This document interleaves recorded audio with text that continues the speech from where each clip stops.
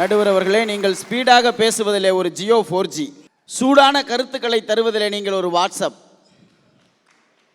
எங்கள் இளைஞர்கள் எல்லாம் விரும்பி படிக்கிற ஃபேஸ்புக், உங்கள் ஒய்ஃபுக்கு கட்டுப்படுவதிலே நீங்கள் ஒரு பக்கா ஒய்ஃபை. ஒன்று நான் கேட்டேனாயா, இதுக்கு தான் கண்ட நேரத்தில் பேச்சாளர்களை வீட்டுக்கு வர வைக்கக்கூடாதுங்கிறது. இந்த மேடையில் போட்டு உடைக்கிறிய, இப்போ நான் ஏதாவது சொல்ல முடியுதா என்னையால்? நடுவில் ஒரு நல்ல தலைப்பு வந்து பேசிட்டு போனார் எங்கள் அண்ணன் ராஜ்கோபால் அண்ணன். இவருக்கு என்ன வைத்தறிச்சுனா நம்மளை நொண்டி அடிக்க விட்டாங்க, கேரம் போர்டு விளையாடுறேன் அப்படின்னு இவருக்கு வைத்தறிச்ச. தயவு செஞ்சு நான் அவர்கிட்ட ஒன்று சொல்லுகிறேன், விளையாட்டில் கூட நாங்கள் பிள்ளைகளை ஃபாலோ பண்ணுறோம்னு சொல்லி கொடுத்தாங்கன்னு சொல்கிறாரு. இதே மாதிரி நவீனத்தில் ஒரு விளையாட்டு வச்சான், என்ன தெரியுமா? செஸ்ஸுன்னு ஒரு விளையாட்டு வச்சான். அந்த செஸ்ஸில் பெண்ணினுடைய பெருமையை சொல்லி கொடுத்தான். எப்படி தெரியுமா? செஸ்ஸில் ஒரு ரூல் இருக்குது, எல்லா காய்க்குமே ஒரு ரூல் இருக்கும். இந்த சிப்பாய் நேராக தான் போகணும், மந்திரினா கிராஸாக தான் போகணும், குதிரைனா எல் வடிவில் தான் போகணும், யானை நேராக தான் போகணும். ஆனால் ராணி மட்டும்தான் அந்த செஸ்ஸில் எப்படி வேணும்னாலும் எங்கே வேணும்னாலும் போகலாம், எந்த கட்டுப்பாடும் ராணிக்கு கிடையாது. ஆனால் எந்த கட்டுப்பாடு ராணிக்கு இல்லை. ஆனால் ராணியோட கடமை என்ன தெரியுமா? கடைசி வரைக்கும் தன்னுடைய ராஜாவை காப்பாற்ற வேண்டும், அதுதான் ராணியினுடைய மிகப்பெரிய கடமைன்னு சொல்லி கொடுத்தான். அதன் பிறகு இன்னொரு பேர் அவர் சொன்னார், இந்த அப்பார்ட்மெண்ட்டில் வாழ்கிறவங்கள பற்றி. இந்த அப்பார்ட்மெண்ட்டினுடைய மிகப்பெரிய பயன் என்ன தெரியுமா? உங்கள் வாழ்க்கை முறையில் ஒவ்வொரு கிராமத்துலையும் இந்த தெருவில் இன்னாரு தான் வாழணும், இந்த தெருவில் இந்த மக்கள் தான் இருக்கணும், அந்த தெருவில் இந்த மக்கள் தான் இருக்கணும், மேல் ஜாதி கீழ் ஜாதிங்கிற பாகுபாடெல்லாம் உங்களுடைய கிராமத்தில் இருந்துச்சு. ஆனால் எங்கள் அப்பார்ட்மெண்ட்டில் என்ன தெரியுமா இல்லை? நீங்கள் சொன்ன மேல் ஜாதி ஃபர்ஸ்ட் ஃப்ளோரில் இருக்கான், நீங்கள் சொன்ன கீழ் ஜாதி 10th ஃப்ளோரில் இருக்கான்னு சொன்னால் ஜாதி என்கிற பாகுபாட்டை உடைச்சது எங்கள் அப்பார்ட்மெண்ட்டு சார். நான் கேட்கிறேன், அன்னைக்கு மிட்டா மிராசு கோடீஸ்வரன் மிகப்பெரிய ஜமீன்தாருக்கு இல்லாத சொகுசான வாழ்க்கையை கூட இன்றைக்கு சாதாரண மனிதன் அனுபவிக்கிறான் என்று சொன்னால் அதை தந்தது இந்த நவீனம், அதை யாராலும் மறக்க முடியாது. தகவல் தொழில்நுட்பம்னு ஒரு நவீனம் வந்திருக்கு, அதனுடைய உச்சம் என்ன தெரியுமா? ஒரே ஒரு உதாரணம், நடுவர்களே, ஜாலியன் வாலாபாக் படுகொலை நடந்தப்ப அந்த செய்தி மகாத்மா காந்திக்கு தெரிகிறதுக்கு 30 நாள் ஆச்சான். அன்னை இந்திரா காந்தி இறந்தப்போ அந்த செய்தி இந்த தமிழ்நாட்டுக்கு தெரிகிறதுக்கு 6 மணி நேரம் ஆச்சான். ஆனால் இன்னைக்கு ஒரு வதந்தி எவ்வளவு வேகமாக பரவுது நாட்டில். இல்லை, ஒரு 40 வயசு நிறைஞ்ச ஒரு பெண்ணை கூப்பிட்டு, அம்மா 40 வருஷம் வாழ்ந்திருக்கே, இது வரைக்கும் உன்னுடைய சாதனை என்னம்மான்னு கேட்டு பாருங்க. என்ன தெரியுமா சொல்ல அந்த அம்மா?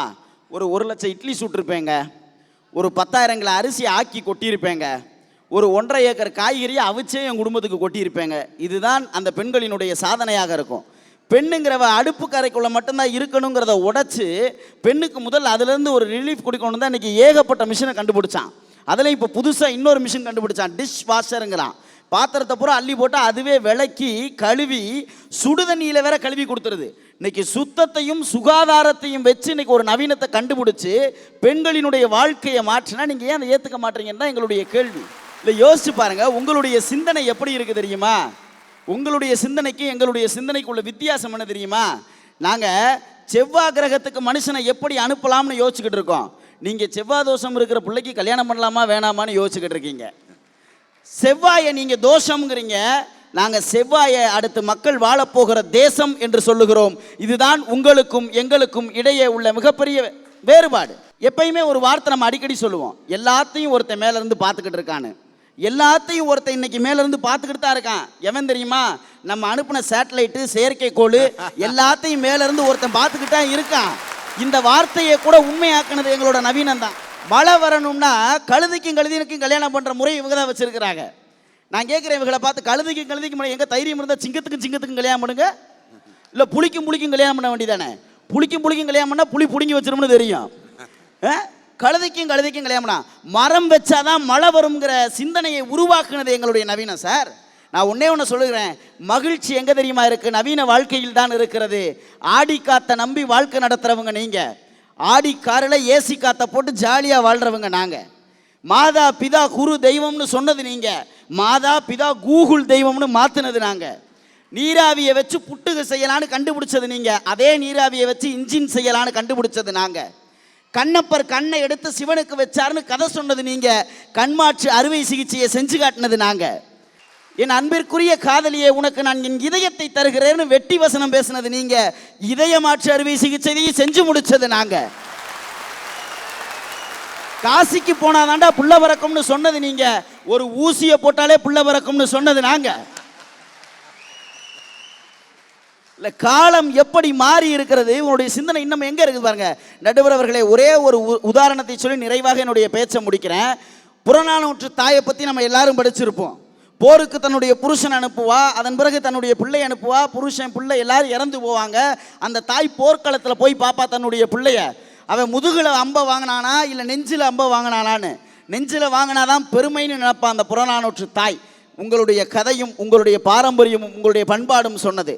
ஆனால் இன்னைக்கு அதே மாதிரி ஒரு செய்தி, இந்த இந்திய திருநாட்டினுடைய மிகப்பெரிய உயரிய விருது பரம்வீர் சக்கரா விருது தான். அந்த விருது மிகப்பெரிய வீரத்துக்கு தான் கொடுப்பாங்க. பெரும்பாலும் அந்த விருதை வாங்குகிற பொழுது அந்த விருதுக்குரியவர் இருக்க மாட்டார். ஒரு கணவன் இறந்து போயிட்டான், போரில் போராடி இராணுவ கணவர் இறந்து போயிட்டார்.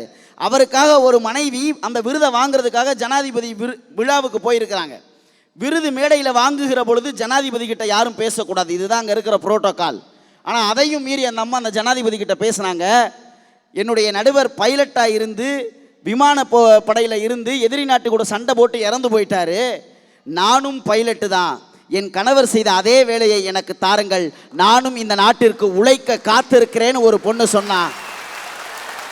போர்க்களத்திற்கு போய் பார்த்தது உங்களுடைய வாழ்க்கை முறை, போர்க்களத்திற்கு போவதற்கே நான் தயாராக இருக்கிறேன் என்று சொல்ல வைத்தது எங்களுடைய வாழ்க்கை முறை என்று சொல்லி, மனிதன் நிம்மதியும் மகிழ்ச்சியும் இருப்பது நவீன கால வாழ்க்கையில்தான் என்று கூறி வாய்ப்புக்கு நன்றி கூறி விடைபெறுகிறேன். நன்றி, வணக்கம்.